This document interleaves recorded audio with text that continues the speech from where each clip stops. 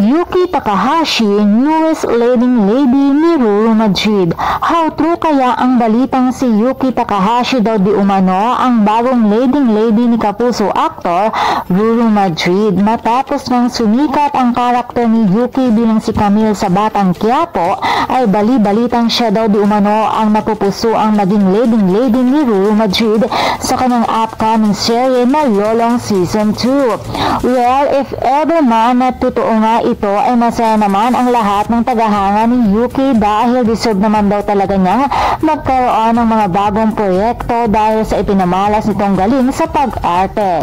Bagamat bago pa lamang siya sa showbiz industry ay nakilala na agad ito dahil sa top hit seryeng Batang Quiapo at talaga namang naging epektibo